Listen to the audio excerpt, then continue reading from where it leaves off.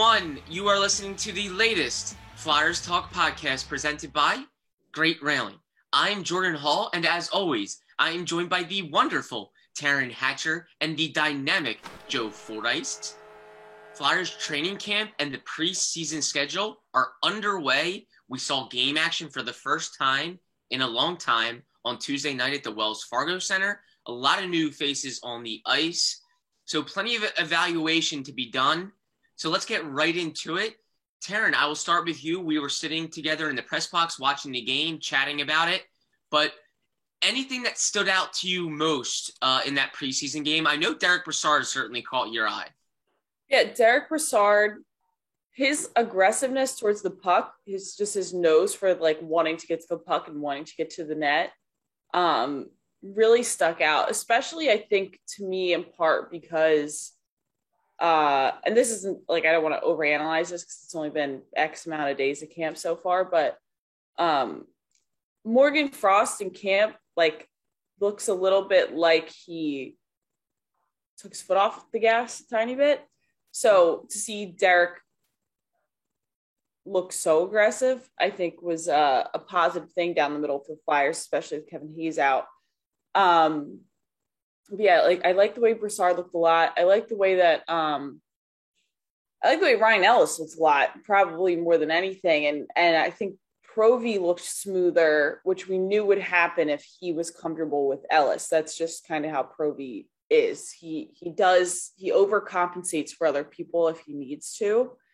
And I don't think any of us thought he would ever have to overcompensate for Ellis, but I think the impact of Ellis has already shown when it comes to Provy a little bit. But he just looks smooth and he looks smart. And I think that's something that after last year, the Flyers really need defensively because they haven't really had it since Niskanen. So like I said, Provy tends to overcompensate when he's with someone who's struggling, and Sanheim obviously was struggling last year, and same thing with Phil Myers and Justin Braun's just not that smooth. It's not really his style. Ryan Ellis just feels like he kind of consistently makes the right decision and does the right things. And that was nice to see. Again, I don't want to overinvest in anything at this point because, the year could happen and Provorov could end up playing next to somebody else at some point, or who knows. But yeah, Brassard and Ryan Ellis to me were the two, which is nice because they're two new guys. And Oscar Lindblom. I do want to mention Oscar Lindblom. Oscar Lindblom looked great. Had a screen on that Zamula goal. Was making, as I forget who said in an interview, was making very Swedish decisions, very high hockey IQ decisions throughout the game. You can tell he's not laboring anymore, which I know he said as well. But last year I felt like you could tell he was laboring sometimes. It doesn't look like he's laboring. He looks like he's the actual physical aspects of hockey are the easy part. And for him, it's about playing the mental part, which was really nice to see because that's what Oscar was really good at before. He could outthink people with his hockey IQ. I don't think he got to use that at all last year because he was just trying to get, as he said, from one shift to the next. So, two positives from two new guys and a positive from Oscar. Thought Carter looked good, saw a lot of shots. So, steps in the right direction, I would say. Taryn, I think it was Derek Brassard who said he's got that Swedish game. And yeah, I think we saw all those qualities of that Swedish game. And spot on. I think it was Alain Vigneault who said with Oscar last year, the mind was going, but the body wasn't allowing him to do what he wanted to do and what the mind was thinking. I thought we really saw the Oscar Lindblom of 2019-20 before his cancer diagnosis. Just a lot of things, like you said, the screen in front, the forechecking, the winning board battles. So that's so great to see. That has to be so fulfilling to him, and it's a product of hard work in the offseason. The Flyers lost their exhibition game, their preseason opener, to the Islanders 3-2 in overtime. A lot of new faces, as Taryn alluded to. Joe, what stuck out in your eyes? First, I'll just comment on Lindblom.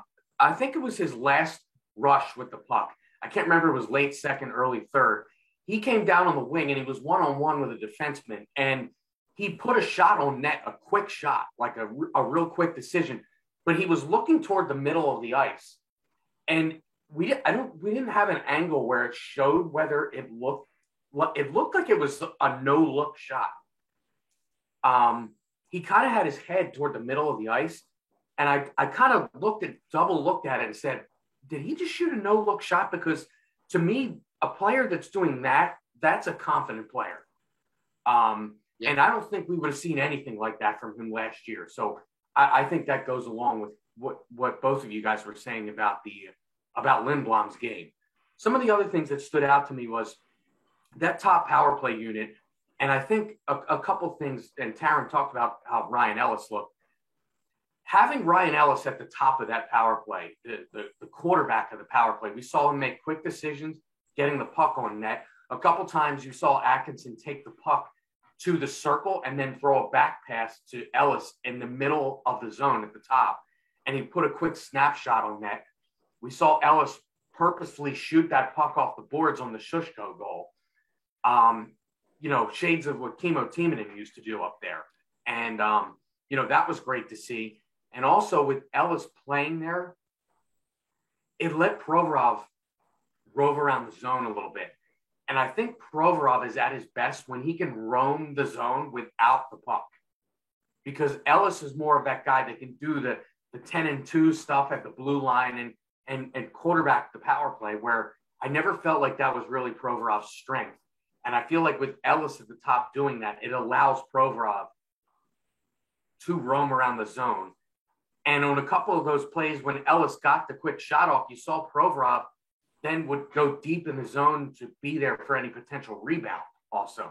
So I like seeing that. And the other thing I'll say is to have a guy like Cam Atkinson, who is just a sniper, a guy that he's a goal scorer for, to use a cliche. A couple times you saw him come down and he'd be one-on-one with the defenseman. He'd kind of drag the puck inside a little bit and shoot it under the defenseman's stick to use the defenseman as a screen. And I just don't think you saw a ton of that. There's not really somebody on this Flyers team before now in the last few years that really has that combination of speed and skill to be the sniper. There's a lot of talented offensive players that were here.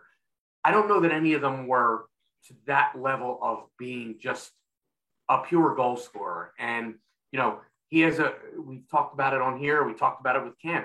He's a 40-goal season on his resume. And, I think you saw some of that goal scoring prowess last night with some of those just little subtle moves that don't jump off the screen, but you just take a look at it and you're like, okay, that's a guy that scored some goals in his career. And, again, I don't want to overreact to one preseason game, but as far as the new additions, you have to like what you've seen. And obviously Lindblom really looked like a totally different player. Yeah, Cam Atkinson certainly showed why he's scored a lot of goals at this level. And you do notice those little things and things that maybe the Flyers were missing in years past from a goal scoring standpoint. Another new guy, Keith Yandel, obviously can quarterback a power play. And I don't think, I know he's known as an offensive-minded guy, but I think he does a lot of smart things in the defensive zone that make up for maybe why he's more offensive-minded and make up for, a guy that's not going to bulldoze you over in the defensive zone, but subtle little things like playing smart with his stick, cutting the guy off when it's time, like good gap, all that stuff. You can see why he's played a lot of games, 922 straight in the NHL. And yeah, my overall two impressions were some of the things you guys alluded to, but to me, Ryan Ellis looked like the Flyers' best player on the ice. That's great news. And Carter Hart was fine and good. And that's a huge thing. I think it's good that Carter Hart is off to a new start. It's really the start to a new year for him in many ways, and he looks good. And those are my two big impressions. And I think it's great that Ryan Ellis and Ivan Provorov are gelling. Like, it seems like they're getting along. I remember when Ryan Ellis spoke a couple days after he was acquired in that July trade. I wrote an article, and it really dawned on me that he seemed so much alike to Ivan Provorov, and I was thinking these guys could get along. I feel like great players, good players, They push one another by how they work and what they do. And I think these two are pushing each other.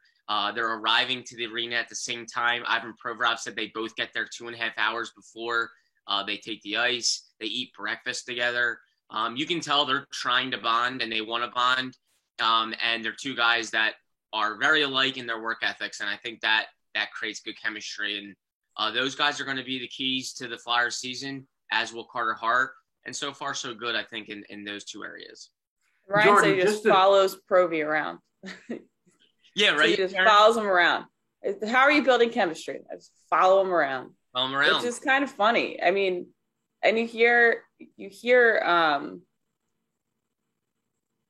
I don't think it's more of like a media thing to buy into this, and I'll recognize that before I even say it. But sometimes you'll talk to people about Provorov's like work ethic, especially in the weight room and stuff like that, and they're like, "Oh my God, he's crazy. I don't even want to go near him." And then you have, Ryan Ellis, who says something like, "Yeah, I follow him around. I want to be able to lift as much as him." And you're like, okay, because that's something that, whether it's true or it's just something he's saying to us, I think it's something that Ivan probably appreciates because Ivan takes so much pride in how hard he works. So to have a defensive partner who wants to work equally as hard, which is certainly not a knock to anybody else who's played next to Ivan, but I think it just long term it plays out better, I would think, in my mind, because same thing with Matt Niskanen. Like, Matt Niskanen was a pro's pro. And I think Ivan appreciated that there wasn't going to be the thought. This is where I think Ivan gets hung up, and this could just be a projection, but whatever. I think Ivan gets hung up when he has to worry about what is this guy going to do, rather than being able to depend on this guy is going to do what I expect him to do in these situations. Matt Niskanen was expectable. He was steady Eddie. You could anticipate what he's going to do. I think Ryan Ellis has a lot of that. You can anticipate that he's going to do the right thing. He's not going to do something weird.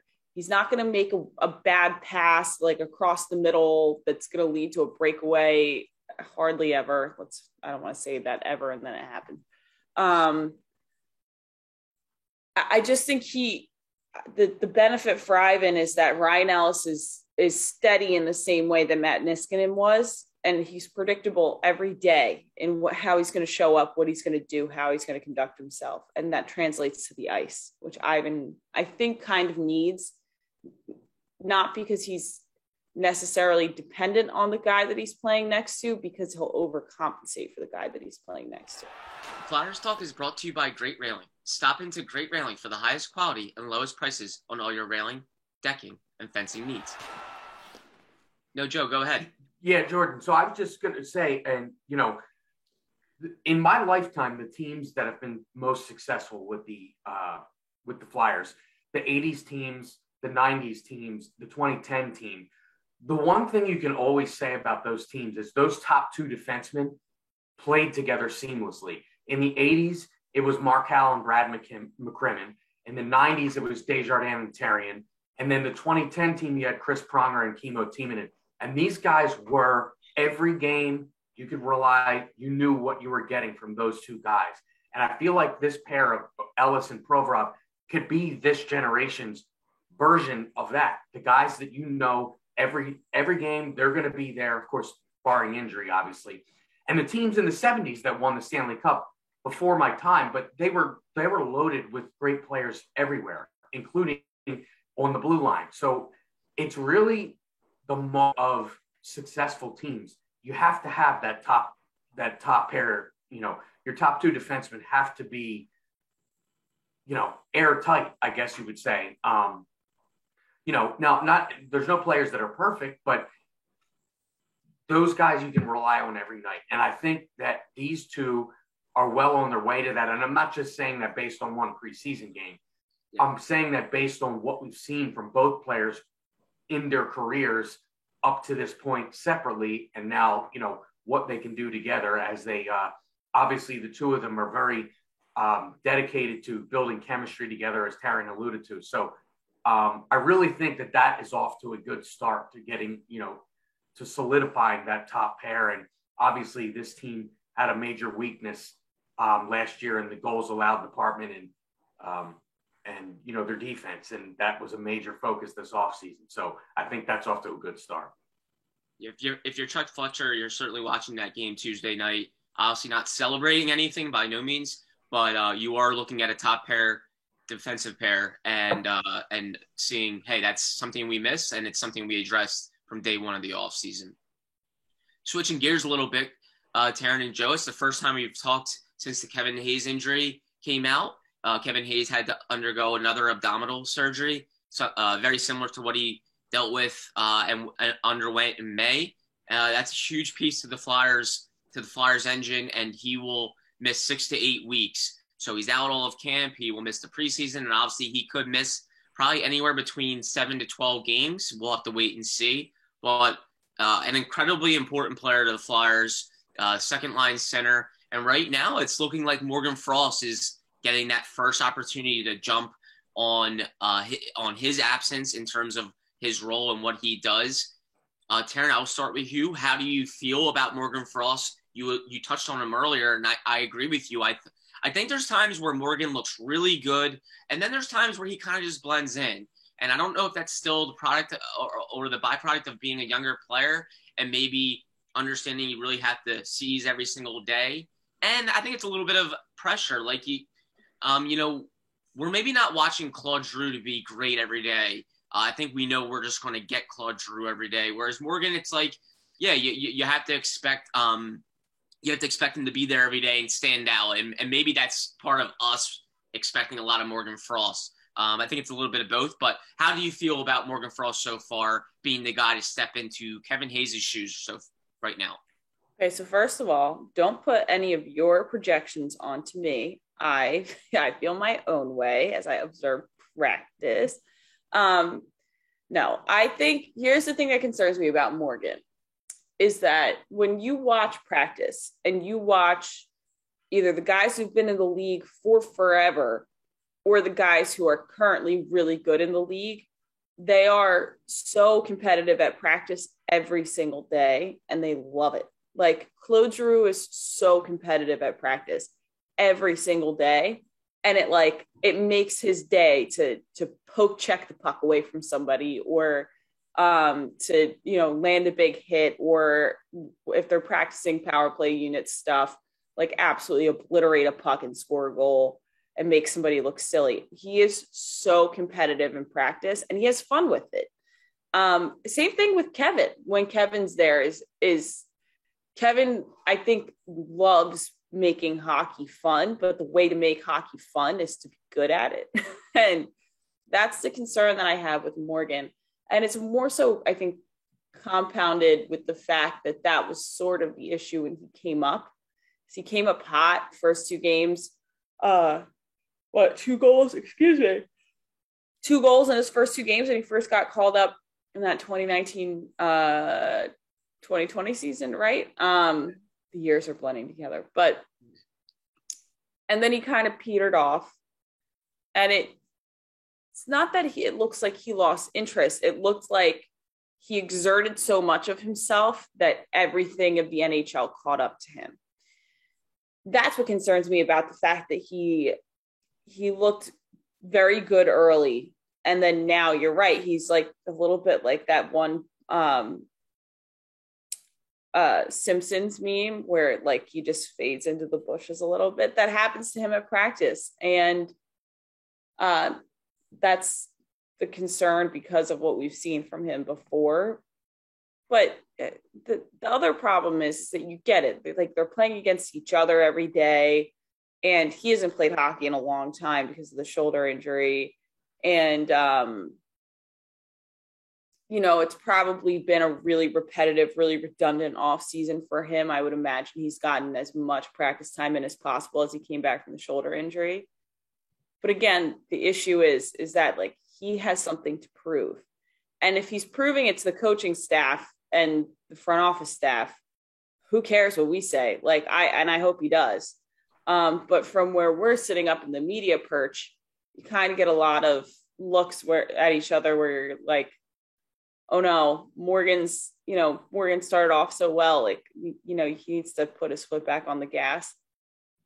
But but we'll see, we'll see because they need him. So hopefully he's just conserving energy or something. But yeah, it certainly looked a little bit like it's tailed off throughout camp a tiny bit. And you just want him to come back and have like a super huge day one day and shut all of us up. Because like you said, like we are also, for people who like either don't understand what we do or don't like anything that we do. Thanks for listening to the podcast, because I'm shocked that you're here. But two, like we only have so much hockey that we've seen them play. So yes, we overanalyze every single part of it. This was something though that jumped out to everyone. Like there's some times where I'll be at practice and a different member of the media will say something that's jumped out to them, and I'm kind of like, that has not stood out to me at all, but that's your opinion. This is something where I think all of us were sort of like, you're kind of like, come on, Morgan, because we're all pulling for him too, to be honest with you. He's worked so hard. So yeah, that's the Morgan Frost of it all. But we'll see as camp goes on and as these preseason games go on, maybe he gets out there against a different opponent, and because that happens too. You get a little bit of like fatigue from playing the same group of guys over and over and over and over again. We saw it in the regular season last year with the schedule. You just get fatigued from not seeing new competition. So we'll see what he can do. Yeah, and with Morgan Frost, I think we get so obsessed with his playmaking and his scoring, and rightfully so. That's his game, and that's what he loves to do. But I don't need to see him score all the time. I don't need to see him flash all the time. I think that's what I want to see him do. But I'm really going to be watching to see, how he is in like board battles, how he's protecting the puck, how he's playing defensively and away from the puck. Because like those are things that I think he will have to improve upon in order to stay in the NHL lineup consistently. So those are the little things I'm going to be looking for him. And as Taryn mentioned, perspective is good, context is good. He hasn't played hockey in a long time, but he has been grinding a lot over the past month or so.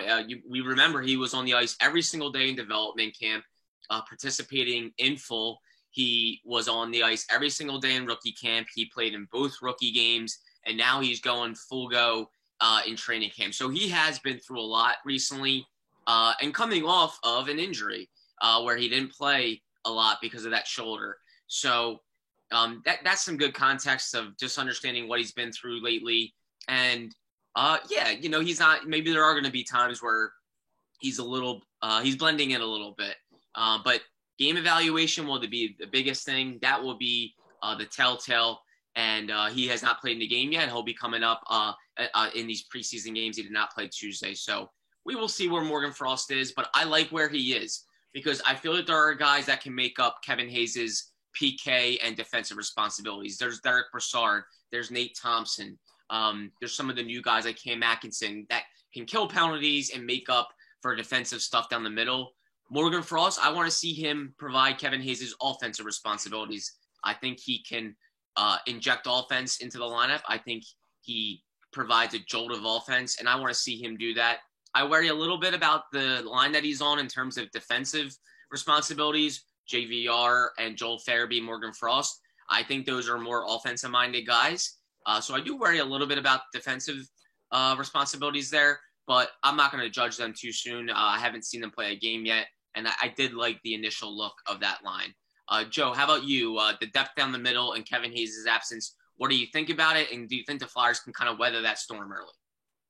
I think they can, and just in terms of Morgan Frost, last week when Taryn and I were in the room and Taryn was interviewing Morgan one-on-one, he basically admitted that the mindset is almost different now with the Kevin Hayes injury. And I think you have to take that that's a factor also with a young player and sort of the mental Olympics as you approach a season where, he might not admit it. And these guys all say they're preparing like they're going to be on the big team.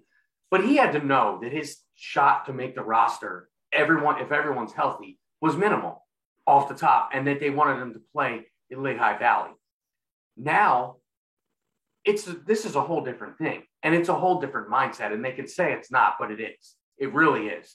And again, very limited NHL experience, coming off of an injury, and now with the pressure of potentially starting the season, or the probability of starting the season on the NHL roster,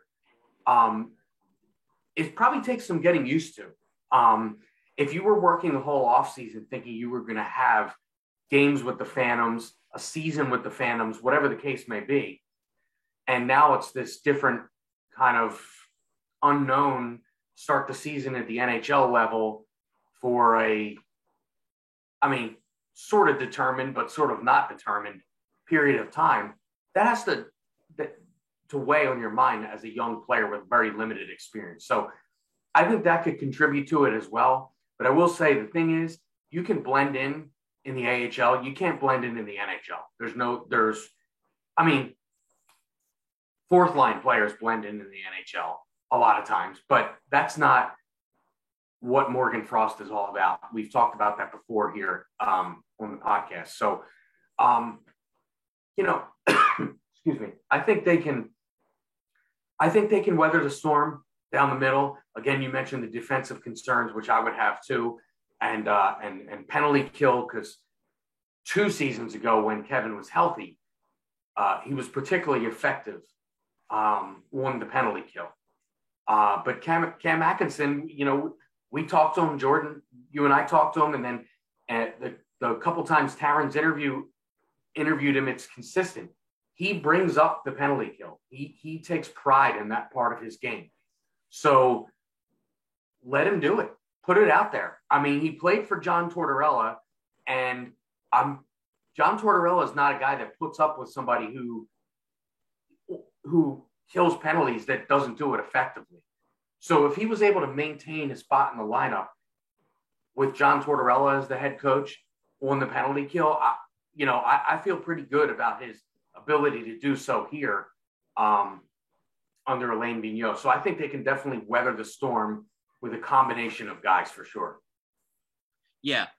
Kevin Hayes, Derek Brassard said it's awfully difficult to replace a guy like that. So I think it will be by committee, getting a little bit of everyone to chip in and provide his responsibilities, because I don't want to downplay it. Kevin Hayes is second line center that plays in all situations. He's a power play guy. He's a penalty kill guy, and he makes the Flyers tougher to play against. And we know how critical the start of this season is in terms of guys gelling, getting off to a positive start, creating positive energy and positive vibes after what the Flyers went through last season. So it will be important. And Morgan Frost is being put in a situation to show his game. Alain Vigneault puts a lot of young players in positions where he thinks they can succeed, and they're putting him in a really ideal spot to show his offensive abilities. So they are looking for him to put his game on display, create offense, and if he's blending in and he's not, then the Flyers will look to adjust. So it's a great opportunity for him, but he needs to jump on it. I think he's aware of that too, as you guys mentioned. But there will be plenty more to evaluate, plenty more to watch and look for as training camp heats up. We will have all of it for you, Taryn, myself, and Joe. But great chatting with you guys. It's been a little while, as I know things get crazy around this time as all our schedules change and we're going to and from Voorhees and conducting interviews and all of that. So great seeing Joe, great seeing Taryn. Thank you guys so much as always. We will continue to evaluate the preseason as it goes along. Big thank you to Ben Berry, our podcast guru, and Flyers fans, as always. Thank you for listening to the latest Flyers Talk podcast presented by Great Railing. Wherever you get your podcasts, please rate and listen, and we cannot wait to talk to you next time.